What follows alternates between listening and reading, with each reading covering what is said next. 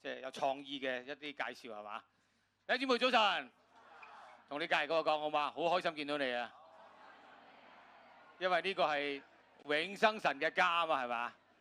見到屋企人係最開心嘅，係嘛？咁啊，大家都可能會問：喂，點解即係搞咁多嘢？又咩？又兒童啊，又青少年啊，一陣間又101啊咁樣樣？點解啊？你可能話：問一個問題就係：咦，係咪教會即係冇乜嘢做啊？啲弟兄姊妹領袖好得閒啊？係咪啊？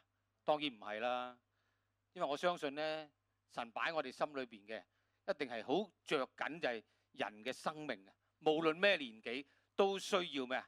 需要建立嘅，都需要成長嘅，係咪啊？同唔同意啊？你需唔需要成長啊？你問下隔離嗰個，你需唔需要成長啊？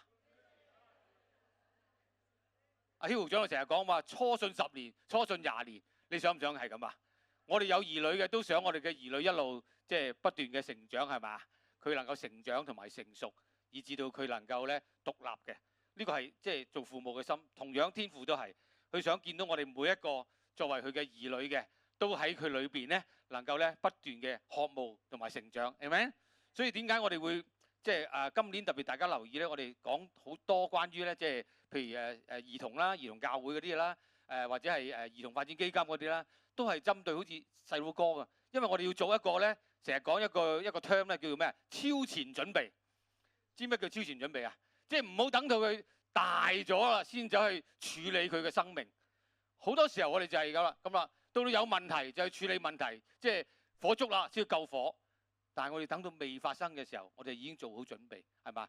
如果小朋友好似聖經教導，從小我哋就教導佢行當行嘅路嘅時候，佢就道路啊再大咗咧，都唔會咁容易咩偏離。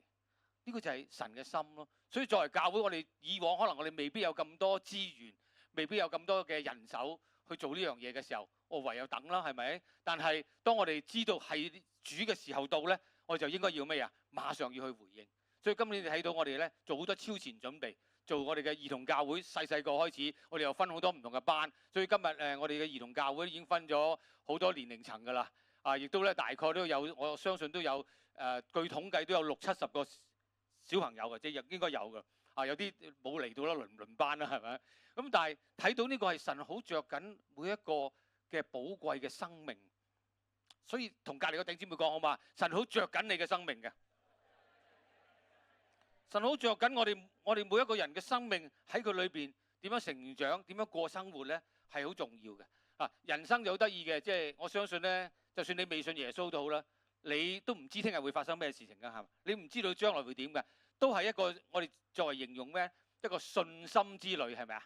即係話你要憑信心過㗎嘛，係咪？你知道都會有聽日嘅咁。不過我哋有信仰嘅信耶穌嘅人咧，有一樣嘢好唔同嘅就係咩啊？因為我哋知道我哋有主，我哋有我哋嘅神，係咪啊？頭先最尾嗰首歌啦，係咪啊？你喺信心裏邊咧，你知道咧有神同你同行，好唔一樣嘅，係咪啊？你知道你有將來，你知道會有明天，你知道會有永生，呢個就係個答案啊！今日我哋走人生嘅路係一個信心嘅旅程嚟㗎，係嘛？咁我就頭先坐喺度敬拜，喺度諗嘅時候，我話唔經唔覺，我又過咗幾十年啦，係嘛？我過多幾個月咧，我就攞長者卡㗎啦，原來真係唔覺喎，唔知道喎，咦乜咁快嘅？點解咁樣？就好多人嚟睇你㗎，哇！即係去到呢個年紀應該係點啊？準備退休啦，係咪啊？準備享受下呢啲生活啦。以前忙忙碌碌幾十年係嘛，湊大啲細路哥咯。其中一個女都結咗婚啦，嫁咗。啲人話：你咪準備退休咯，唔使做啦咁樣。但係我就問自己，我真係靜落嚟，我問自己呢個問題：我係咪應該要退休咧？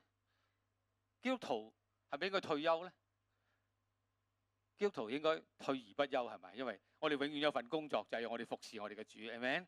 地上嘅工作會有停止嘅一日，但係喺屬靈裏邊咧係冇退休嘅，係嘛？同隔離嗰講好嘛？屬靈裏邊冇退休嘅，退而不休係嘛？更加上一樣嘢，即係我知道我地上嘅工作，我同主講：主啊，我想退休，因為我身邊好多我啲朋友啊、同學啊，係嘛？個個都同我差唔多年紀嗰啲啦。其實好多退休啦，同佢哋傾親啲話題都係乜嘢啊？去邊度旅行啦，去邊度玩啦，去邊度享受啦，湊孫啦，咩諸如此類，好多呢啲生活。但係我喺主裏邊嘅領袖，我唔係啊，主，我好似仲有好多嘢未完成啊！我睇到教會好多需要啊，好多仲有好多人未信耶穌啊！主啊，我唔可以停落嚟嘅，我唔可以諗退休啊，因為我有一個更重要嘅使命。Amen。你嘅人生你有冇使命咧？如果當你人生你有個使命嘅時候，你會發覺你嘅即係你嘅人生咧，會覺得有意義好多，有目標好多嘅，係咪？有動力好多嘅。如果唔係坐喺度，其實唔使你做啊，你都會覺得咩啊？好悶嘅。去旅行去得多都會咩啊？好悶嘅。玩得多都會咩啊？好悶嘅，因為冇意義。但係如果當你過一個有意義嘅人生嘅時候，就唔一樣啦。雖然啊，我肉身上面我都想，我梗係想去旅行啦，我梗係想好似嗰啲人咁樣唔使做啦，嘆啦。但係我同主講，主啊，我睇到呢個世代好多需要，我睇到教會好多需要，所以我唔退休，我繼續做我嘅工作，我繼續有我收入可以奉獻俾教會，奉獻俾神。係咪？呢個就係我自己嘅心。所以弟兄姊妹，我哋一齊努力，我彼此鼓勵，好嘛？無論今日你喺咩崗位裏邊，你退咗休或者唔退休都好，但係我哋心態上邊都係咩啊？退而不休。我哋永遠都係服侍神，我哋永遠都係行呢條咧信心嘅路嘅。所以今日同大家分享呢個信心嘅旅程，就係為主全然嘅擺上。你係咪咁樣樣咧？嚇，人生好多，即係喺我哋人生嘅路上邊，一定會好多經歷嘅，好多高高低低。我諗翻轉頭話，幾廿年過咗，原來我經歷咗好多嘢，好似眨眼，咦，又過咗咯。但係有時要睇翻轉頭先知道，睇到咧原來有啲時候唔係講咁容易嘅喎。真係好艱難嘅喎，係咪啊？但係又過咗喎，點解啊？因為神嘅恩典夠我用啊！所以話俾教會你知唔知啊？神嘅恩典夠你用啊！歷史裏邊以色列人都係，佢哋都要神要訓練佢哋學習行一個信心之旅嘅，係嘛？如果睇翻呢張第一張圖片咧，就係以色列人咧，即係神聽到佢哋喺埃及嗰度為奴之地咧，喺度嗌救命啦！神啊，救我哋好慘啊，俾人奴役啊咁樣。神就點啊？派咗個人叫摩西喺嗰度咧，帶佢哋離開為奴之地，係嘛？喺度幾百年啊！嘅結果咧，神就真係聽佢哋祈禱，神就聽佢哋嘅呼求，透過摩西帶佢哋就過紅海，行咗個神蹟，離開埃及，準備帶佢哋去邊啊？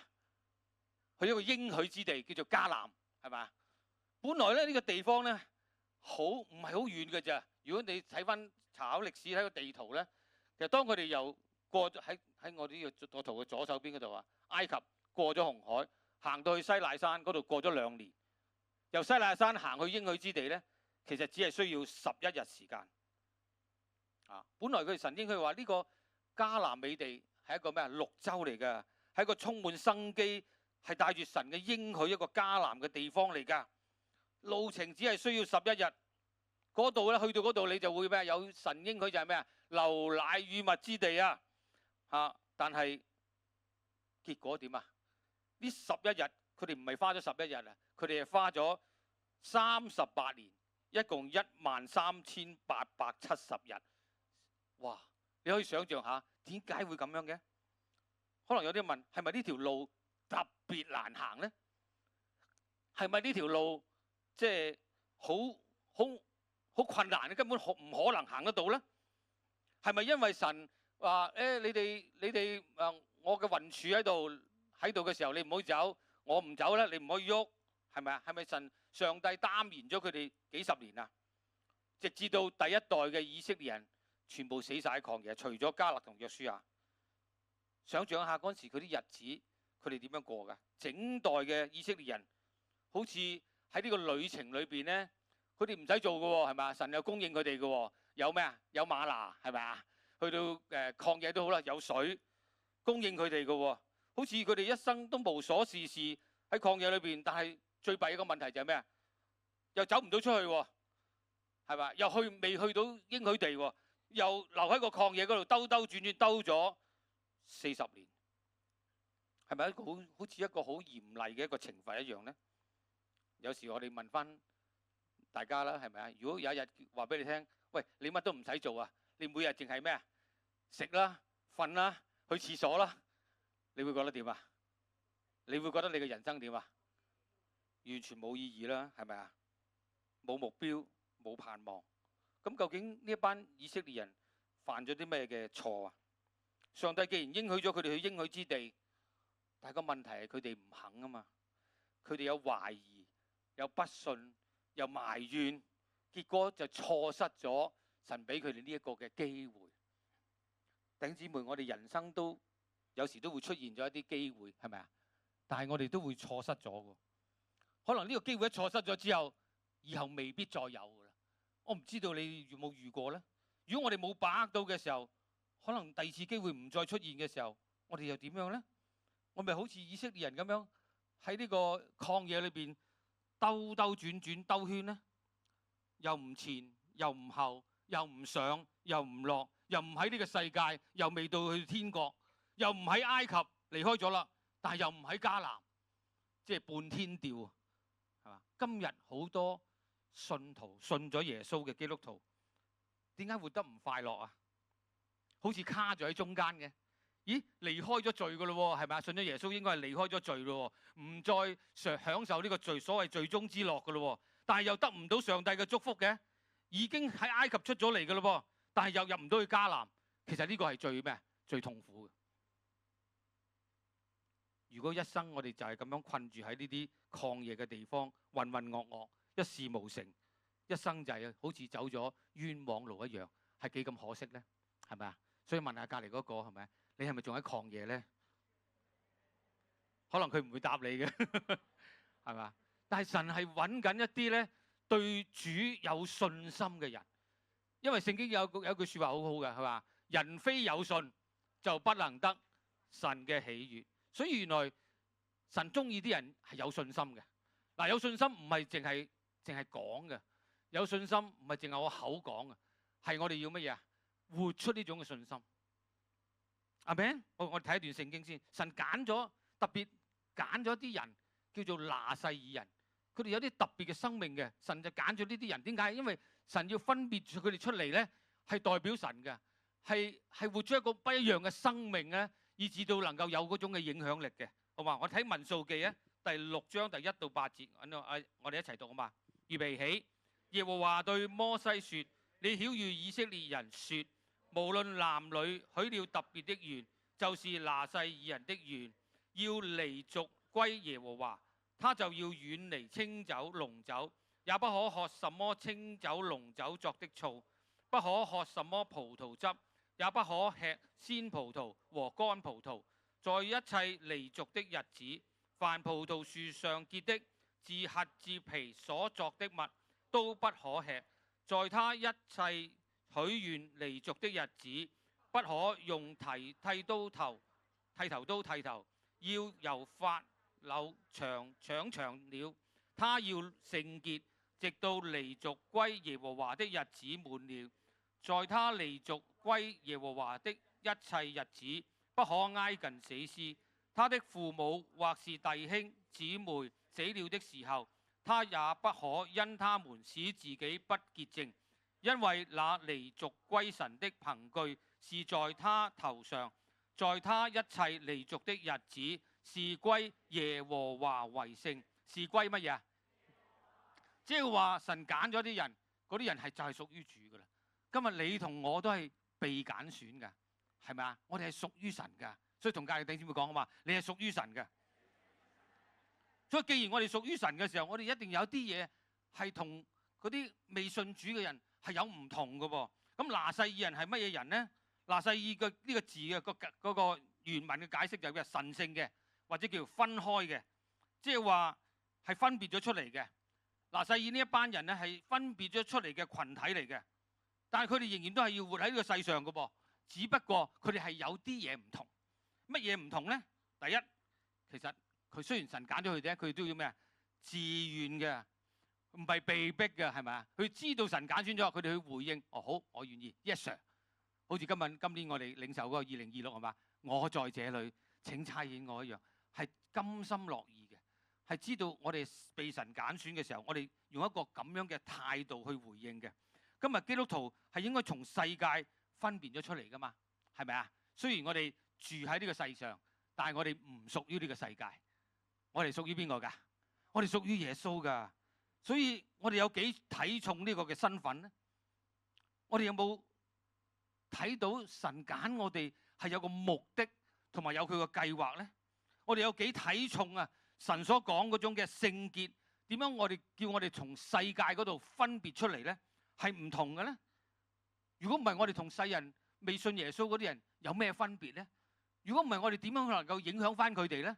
今日呢個世界，我哋好多基督徒係被呢個世界影響緊我哋喎。所以彼得前書有一句聖經好好嘅，1章15節，我哋一齊讀好嘛？那召你們的既是聖潔，你們在一切所行的事上也要，我再讀一次好嘛？那召你們的既是聖潔，你們在一切所行的事上也要聖潔。邊個召我哋㗎？邊個揀我哋㗎？係神啊！邊個做我哋嘅生命㗎？係神啊！如既然神好清楚佢同我哋嘅關係，佢呼召得揀選得我哋嘅時候，佢一定係有一個嘅目的同埋計劃㗎。如果叫我哋嗰個揀我哋嗰個做我哋嗰個，按住佢形象做嗰個，佢係聖潔嘅時候，咁我哋應該點啊？活出一個聖潔嘅生命咯。所以佢呢度話，彼得話你要在一切所行嘅事上邊都要聖潔，以至到先至能夠同我哋所信嘅係相稱啊嘛，係咪啊？如果唔係，我哋變成講一套做一套，信一套做一套。所以喺呢度講到拿細耳咧，有好好嘅例子。一個咧就係撒母耳記上嘅記載呢個撒母耳係嘛啊，另外一個咧就係喺呢個士師記嗰邊記載一個人物叫參孫，一陣間我哋會講多少少。撒母耳佢媽媽就係因為生唔到仔，佢同神呼求嘅時候，神就好，既然你呼求，我就應允你，俾咗個仔你。咁佢咧就同神講，佢話神啊，好，我就將呢個仔咧就奉獻俾你，佢要成為拿細耳人，佢一生咧屬於你嘅，你使用佢啦咁樣。啊，參孫都係一樣，佢哋嘅背景就係咁樣樣。拿細耳人有幾個特點嘅，頭先喺嗰段聖經咪講咗嘅。第一就要咩啊？唔準飲酒。第二咧，唔準剃頭。第三咧，唔準摸屍體。哇！點解即係要咁樣做啊？咁原來背後有神嘅原因嘅。第一，禁酒係因為要咩啊？要過一個簡樸嘅生命，一個生活啊。因為如果唔係嘅話咧，酒咧能夠好容易乜嘢啊？亂性啊嘛，係咪啊？飲咗酒咧，哇，好興奮，好 high 啊咁啊，啊唔受控制啊，係嘛？中意做乜就做乜嘢啦咁。神要叫我哋過一個簡樸嘅生活。第二，禁剃頭係要過一個順服嘅生命。第三，唔好摸屍體，就係因為要咩啊？過一個聖潔嘅生活。所以拿細耳人比起祭司要遵行更嚴格嘅一啲嘅要求或者規定。今日我哋話，我哋新約聖經講嘛，我哋話人人皆祭司，係咪啊？你同我都係屬於祭司，即係我哋可以直接。以前舊約咧就係咩？啲以色列民咧要靠啲祭司咧，每一年咧要去到聖殿嗰度咧獻祭，係咪？但係到耶穌嚟咗啦，佢一次過做晒啦，完成咗救贖工作之後，我哋每一個人都可以因為耶穌嘅緣故，可以直接去到天父嘅面前，係咪啊？所以今日我哋有冇重視呢種嘅關係咧？我哋有冇睇重同上帝嗰種關係咧？神就好睇重我哋同佢嘅關係，但係我哋有冇相對地睇重同神嘅關係咧？嗱，對於今日信徒嚟講，我哋係咪一定要唔飲酒咧？未必。唔剪頭髮咩？係咪？未必。係嘛？只不過我哋都有好似早排我哋預備呢個復活受難節嘅時候，有個禁食祈禱啊嘛，係咪啊？大家有冇禁食啊？有，係啦。咁我哋都會分辨一啲時候出嚟，或者做一啲嘢，代表住我哋乜嘢啊？我哋對神嗰種嘅專心，我哋對神嗰種嘅委身，去回應佢啊，規限咗自己一啲生活嘅方式，特別係嗰啲簡樸嘅生活方式。但係好可惜，今日有一啲嘅基督徒唔單單唔願意為咗上帝嘅緣故去接受呢啲嘅規限，反為越嚟越點啊？調翻轉接受咗呢個世界好多嘅價值觀，越嚟越被呢個世界影響。我哋睇一個調查，呢個已經一段日子之前㗎啦。啊，可能今日呢個數字仲咩？喺美國曾經有調查過咧，一啲信徒同埋非信徒咧，佢有啲嘅行為上邊咧嗰個比例咧嚇。第一咧就睇到咧買六合彩非信徒咧就大概27%，信徒咧23%，都唔少啊，係咪啊？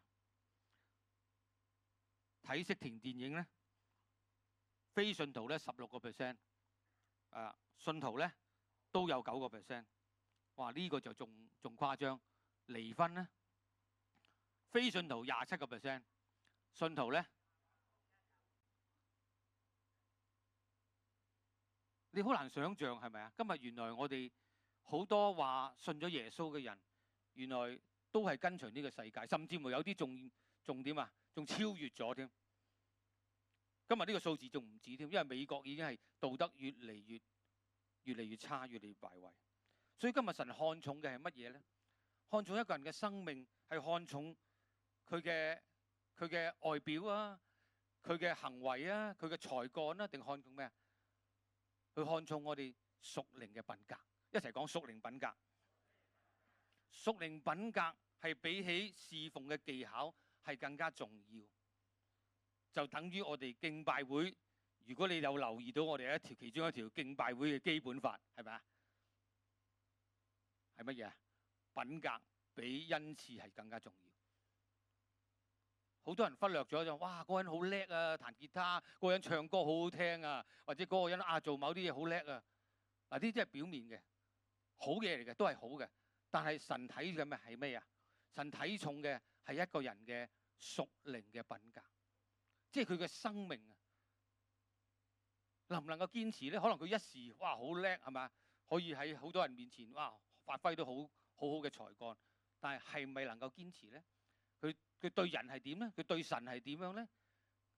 佢對佢嘅服侍係點樣咧？所以今日我哋好着重講點解我哋有搞啲101課程啊？點解我哋本身有啲嘅家聚嘅領袖嘅訓練啊？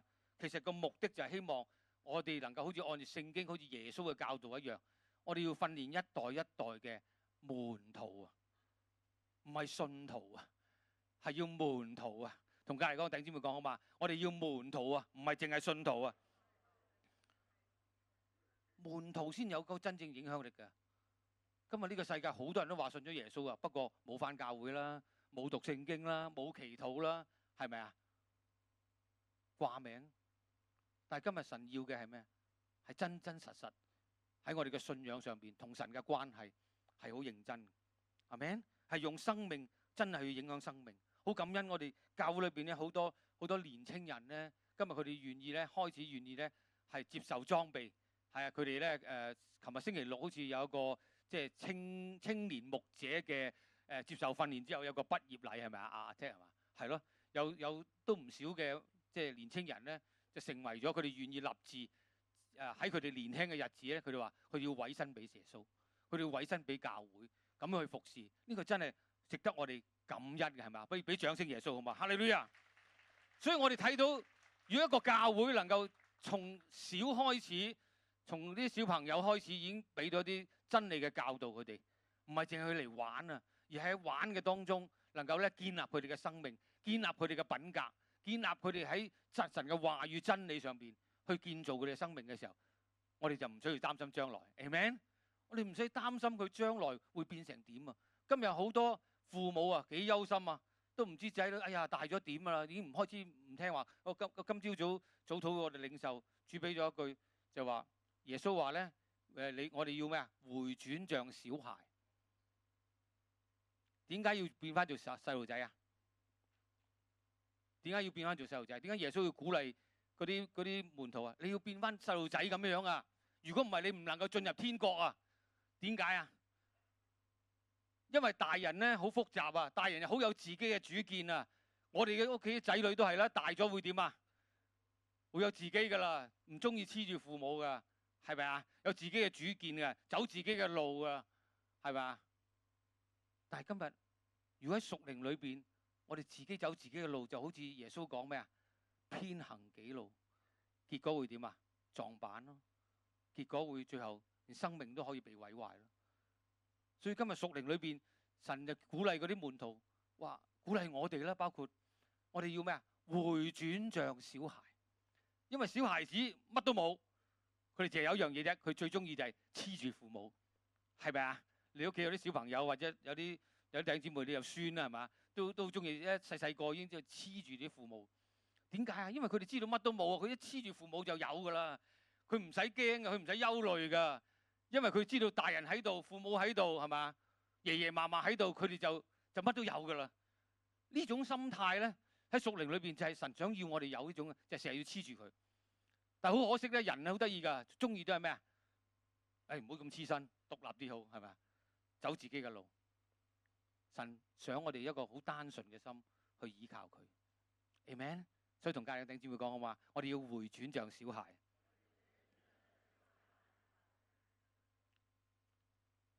神鼓勵我哋，佢唔係逼我哋，佢唔係要我哋勉強，又唔係要掙扎，係要我哋甘心樂意咁樣嘅。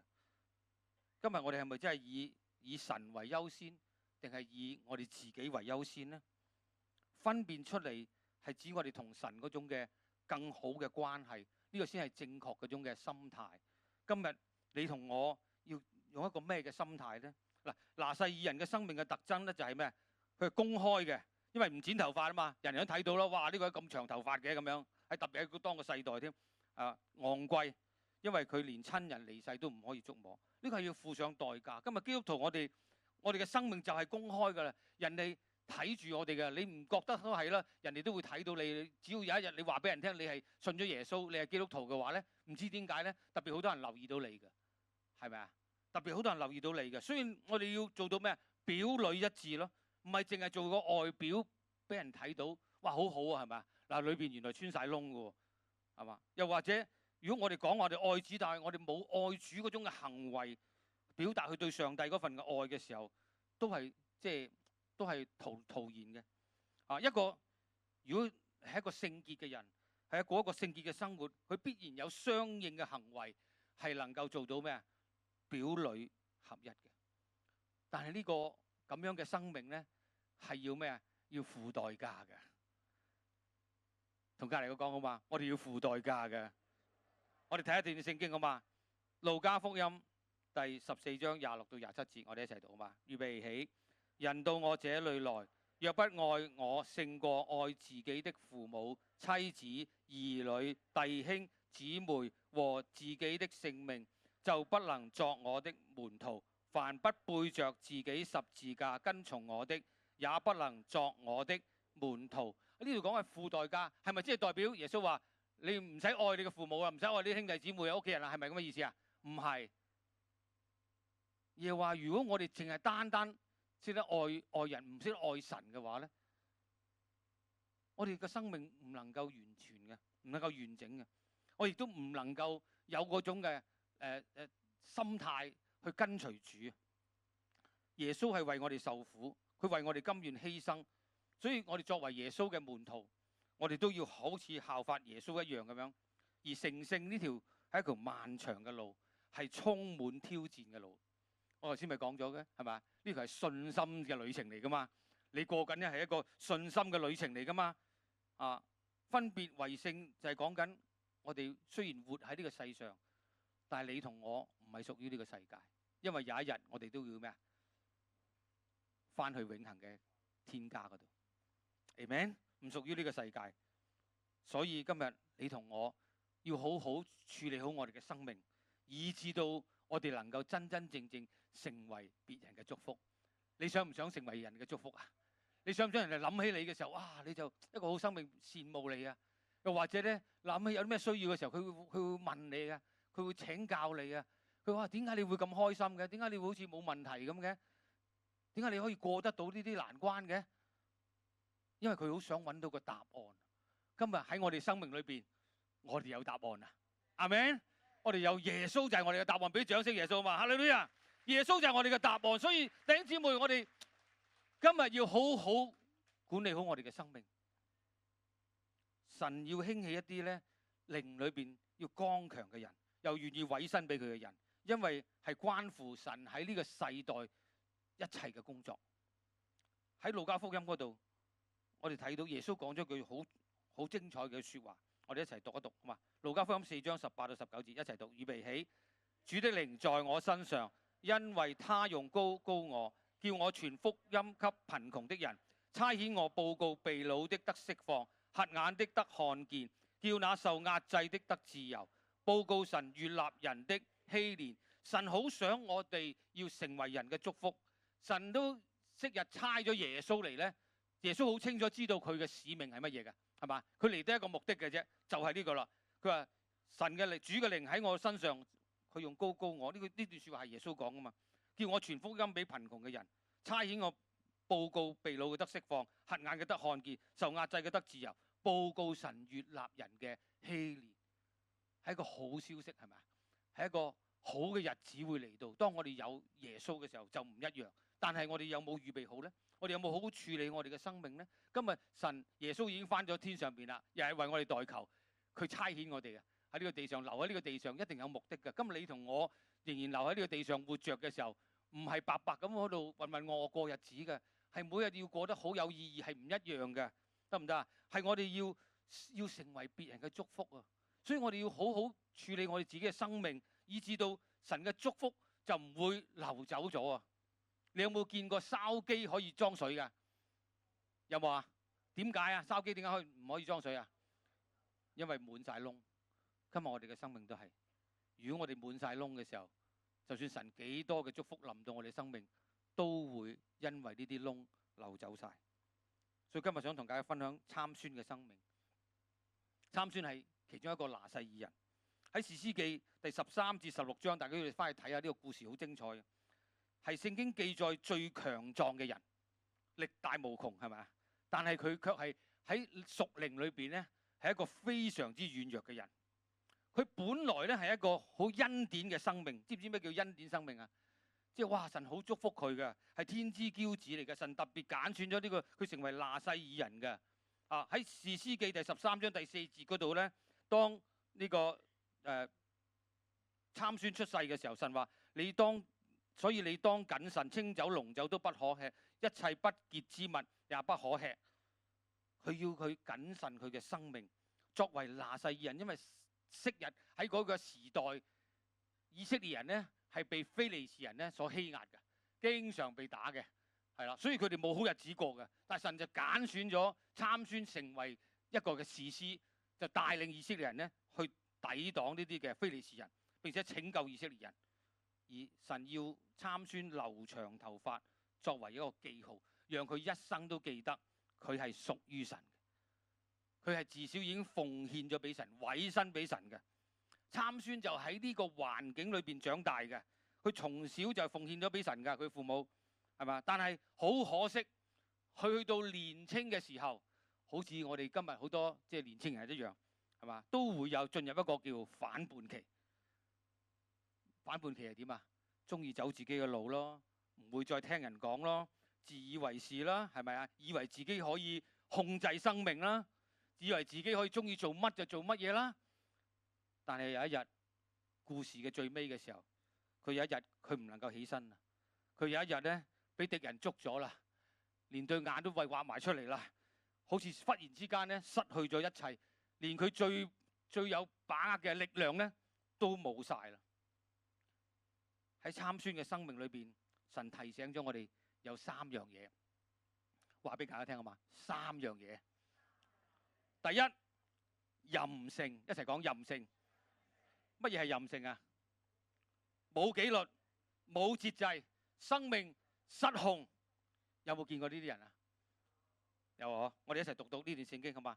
喺士師記第14章1到3節，預備起。參孫下到亭拿，在那裏看見一個女子，是非利士人的女兒。參孫上來稟告他父母說：我在亭拿看見一個女子，是非利士人的女兒，願你給我娶。他父母說：在你弟兄的女兒中，或在本國的民中，豈沒有一個女子？何至你去在未受割禮的非利士人中娶妻呢？參孫對他父親說：願你給我娶那女子，因我喜悅她。啊！大家讀呢一段嘅經文係嘛？呢幾節經文裏邊，第一你睇到有一日咧，阿參孫咧本來就住喺荃灣嘅，係嘛？咁佢行下行下咧就行咗去銅鑼灣，係嘛？跟住咧見到個靚女，係嘛？咁啊跟住咧翻嚟啊，見完之後咧就翻嚟就同佢爸爸講，佢話：爸爸，我要娶嗰個女子啊咁啊！因為以色列人係唔會同外邦人結婚噶嘛，係咪？啊！但係佢偏偏咧就做一樣嘢，即係點啊？反叛咯，係咪啊？係啦，你娶為妻。咁話爸爸話：喂，荃灣都多靚女啦，使乜去到銅鑼灣咁遠啊？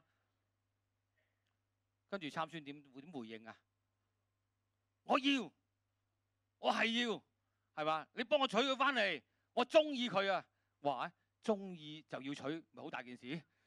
哇！你見到呢個中意，你見到嗰個中意，係嘛？咁咪好唔得閒，係咪啊？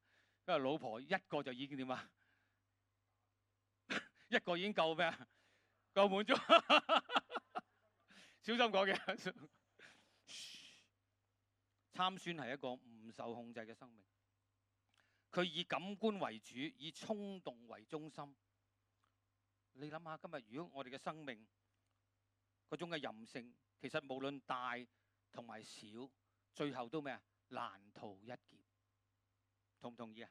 今日我哋面對呢個世界咁多嘅引誘，咁多嘅試探，好多時候咧，我哋都係咩啊？即係譬如偷嘢俾人捉到，嗰啲都唔係第一次㗎嘛，通常係咪啊？又或者咧，通常你話啊，我要減肥啊，我要節制啊，但係佢到一刻咧，你突然間哎呀忍唔到口咧，又食咗，哎呀下次先啦，係咪啊？食埋先啦，食埋今餐先啦。呢種叫咩咩？都係一種任性嚟嘅，冇節制嘅生命。啊，又或者有一日，我舉個例子，或者有一日，哇，你有機會咧，即係好多錢啊，你去環遊世界，坐一個豪華遊輪，準備咧喺呢個海運大廈嗰度咧就會出發啦，咁係嘛？哇，咁你好開心啦，準備呢個旅程啦。上咗船之後冇幾耐咧，跟住咦，突然間你發覺嗰隻船咧穿咗個窿喎，跟住你就點啊？好緊張咁樣揾個船長，喂，你隻船咧穿咗個窿啊，入水喎咁樣。跟住個船長就同你講，佢話：誒，好細之嘛，唔緊要啦，放心啦，冇事㗎。你會唔會放心啊？你會唔會放心啊？因為個窿無論幾大幾細，隻船有一日都會咩啊？都會沉。弟兄姊妹，屬靈裏邊剛強嘅人係會好好管治好佢嘅慾望，控制好佢自己嘅情緒，佢嘅脾氣。參孫第一樣嘢係佢任性。第二，俾我哋嘅提醒係咩啊？苦毒，一齊講苦毒。士師記第15章記載咗佢充滿咗佢人生咧，充滿咗好多不滿、好多埋怨、好多報復啊！參孫咧係用暴力按住人哋點樣攻擊佢，佢就去回應人哋周圍嘅人。俗語有句説話叫做以牙還牙，以眼還眼，係咪啊？你做初一，我就點啊？軟弱嘅人嘅藉口就係咩啊？佢唔啱先咯，佢話我先咯，佢咯，係佢咯，佢激親我先咯。參孫就係咁樣啊，係咪啊？苦毒咧就佔據咗參孫嘅生命，嗰啲唔饒恕，引發佢好中意咩？用暴力，用去報復。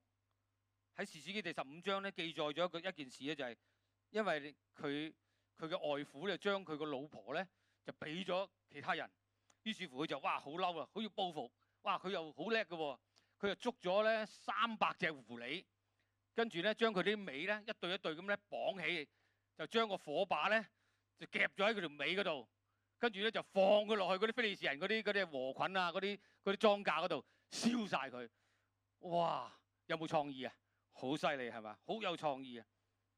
另外一次咧，佢咧就因為要報仇啊嘛，佢就咧隨手執起一個嗰啲驢仔嗰啲腮骨啊，呢啲骨頭咧，佢就殺咗1000個非利士人。勁唔勁啊？真係好犀利係咪？佢報復真係好有創意，但係佢卻係浪費咗佢一生嘅精力，就喺報仇嗰度。今日參孫最大嘅敵人係邊個啊？係佢自己。所以箴言嗰度有句説話好好嘅，佢話：不輕易發怒的勝過勇士，治服己心的強如取。我哋一齊再讀一次好嘛？不輕易發怒的勝過勇士，治服己心的強如取城。今日我哋咧有冇 check 下我哋自己？我哋會唔會都會有呢啲嘢咧？有冇啲即係嬲怒咧？唔好處理好佢咧？有冇一啲呢啲嘅苦毒喺我哋裏邊咧？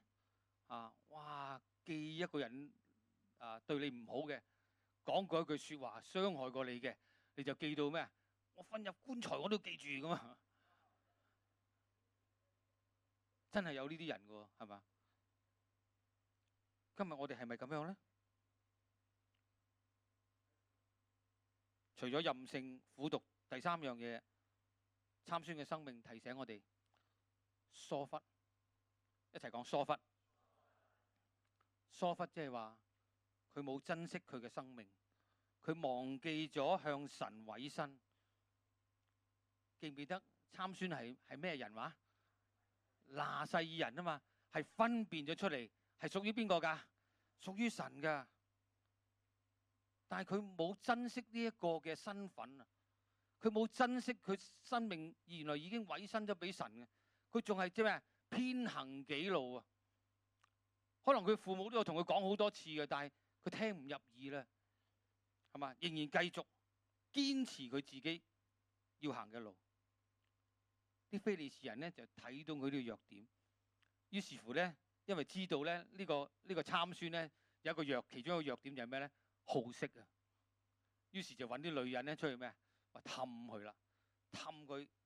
最後佢揾咗一個叫大利拉嘅女人，就氹呢個參孫，希望咧揾出佢咧嗰種嘅大力量嗰種嘅秘密係乜嘢嘢。如果你睇嗰聖經裏邊士師記第16章，我就講最後個故事嗰 part， 係嘛？佢又好叻嘅喎，佢又完一次又一次，最後咧嗰個大利拉就點啊？發脾氣啊！你都唔係愛我嘅，即係掠佢係嘛？你如果係愛我嘅，你就講個秘密俾我聽啦㗎。哎呀，算啦，好煩啊！講俾你聽啦。於是乎佢就講咗俾呢個大利拉聽，結果啲非利士人就嚟剃咗佢啲頭髮，挖埋佢雙眼，佢身上所有嘅力量一下就冇晒。參孫佢濫用佢嘅生命，佢唔珍惜佢嘅生命。頭髮係一個記號，力量係來自佢對神嘅委身。弟兄姊妹，我哋有冇曾經都委身過俾神呢？可能你都有作出過一啲好似呢啲咁嘅祈禱嘅喎。神啊，你祝福我，你祝福我咧，我就會奉獻俾你啦。你祝福我咧，我就會點幫你做呢啲乜嘢啦。可能我哋當中都會有曾經講過呢啲嘢，係咪啊？有冇啊？或多或少都一定有啦，係咪啊？但係我哋有時都會唔記得咗。但係神會唔會唔記得啊？神唔會唔記得㗎。同隔離弟兄姊妹講啊嘛，神記得你每一個嘅祈禱嘅。我哋會失憶，我哋會有老人痴呆，但係神唔會有㗎。我哋都唔要有，係咪啊？但係我哋要咩？我哋要有神嗰種嘅屬性。如果我哋真係委身俾神嘅，就堅持到底。Amen。參孫佢忘記咗向神委身啊！佢拒絕咗自己對神嗰種嘅認真。個結局大家都可以料到，係嘛？如果你睇到故事最拉尾嘅時候，頭先咪講到佢俾非利士人捉咗啦，挖埋雙眼啊！結果最後點啊？困咗喺嗰個房嗰度做推磨啊！知唔知咩先會推磨㗎？畜生啊，驢仔啊，先會推磨㗎，係嘛？挖咗隻眼，乜都睇唔到啦，喺一個黑暗嘅世界。但係卻係點啊？佢有好多時間反省，佢有好多時間悔改。跟住佢推下推下，磨下之後咧，佢摸下自己，咦？啲頭髮生翻出嚟。嗰一刻佢記得，佢話我係屬於神。佢記翻起佢同神立過嘅約。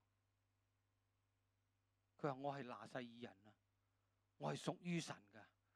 最後佢就悔改，佢同神講，佢話神啊，你俾多一次機會我，你俾多一次機會我，我要喺非利士人嘅身上報翻呢個仇。嗱，呢次嘅報仇同之前嗰啲報仇唔同啦，因為其實佢由開始嘅時候，神揀咗佢就係咩啊？成為士師，就係要拯救以色列人脫離非利士人嘅手嘛，係咪？所以今日神真係應允咗佢啦。不過喺呢一個咁樣嘅結局裏邊去成就啫，唔係一個最好嘅結局，唔係一個最理想。但係神都應允佢，因為佢有悔改。原來喺神嘅裏邊有恩典，有憐憫，係咪？福音就係好消息，就係神俾多一次機會人。所以弟兄姊妹，今日如果你曾經有委身過俾神，你向神祈過禱嘅，係咪啊？可能你忘記咗啦，但係今日神可能提翻你嘅時候，你點樣回應呢？你知唔知最可怕嘅事係乜嘢？喺士師記第16章20節嗰度，佢話卻不知道耶和華已經離開他了。參孫最可怕嘅事情發生就係因為當佢講咗個秘密俾人聽嘅時候，其實嗰一刻神嘅靈就離開佢啦，係最可怕。所以今日你同我唔好失去咗神離開咗你，我哋嘅人生真係會落入好似參孫一樣咧，嗰種嘅黑暗，冇咗方向，冇咗盼望嘅境界。但係有好消息，當我哋今日願意回轉向翻神嘅時候，神有恩典，有憐憫。Amen。神係俾機會人回轉嘅。當參孫佢悔改嘅時候，就神俾多次機會佢。神俾多次機會佢嘅時候，神話士師記第16章28節，佢話參孫求告耶和華說：主耶和華，求你眷念我，神啊，求你賜我這一次嘅力量，使我在非利士人身上報那挖我雙眼的仇。神就應允佢。Amen。你都諗唔到參孫一個咁嘅人，過咗個咁嘅人生，去到最尾，神都應允佢嘅祈禱。而且好奇妙喎，去到希伯來書嗰個信心偉人榜裏邊咧，佢有份。咁衰嘅人都有嘅，咁衰嘅人都可以上榜嘅，點解啊？因為神唔係睇佢呢啲行為啊，係睇佢乜嘢啊？佢嗰份嘅信心。所以同隔離弟兄講話，神睇你嘅係睇你嘅信心。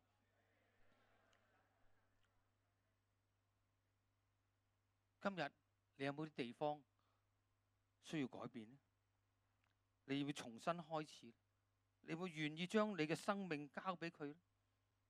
可能我哋生命都經歷咗好多嘢，我哋人生係嘛，經歷咗好多挫敗，好多嘅苦毒，好多嘅受傷，好多嘅埋怨，好多我哋過去嘅任性，造成對我哋自己或者我哋身邊嘅人好多傷害都好啦。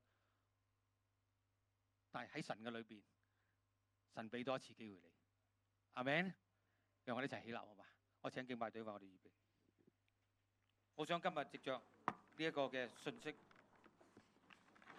亦都讓我哋有機會，讓神嘅愛嚟醫治我哋，醫治我哋嘅生命。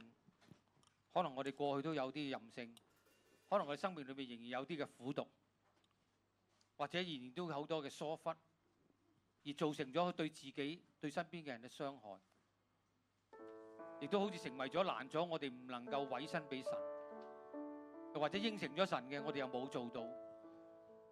其實我哋裏邊都有好多嘅虧欠，好多嘅逃避。但係今日神話你可以重新開始，你可以將你嘅生命交俾佢，主會醫治你嘅。阿們。福音就係好消息，耶穌俾多一次機會我哋，你唔好讓呢個機會錯過，係咪啊？因為有啲機會錯過咗，你唔知幾時會再有嘅。但係今日既然你聽到，如果係神同你講，你需要醫治嘅，我一陣間邀請你出嚟。當我哋用呢首歌回應主嘅時候，你出嚟，你經歷神嘅醫治，好嘛？使到你可以重新開始。使到你能夠透過呢個醫治，你嘅生命再一次委身翻俾神，再一次行喺神嘅心意裏邊，預備你嘅生命可以成為更多人嘅祝福。Amen，Amen。呢個就係好消息咯。耶穌俾多次機會我哋，你要唔要把握咧？你要唔要重新開始咧？讓我哋用首歌嚟到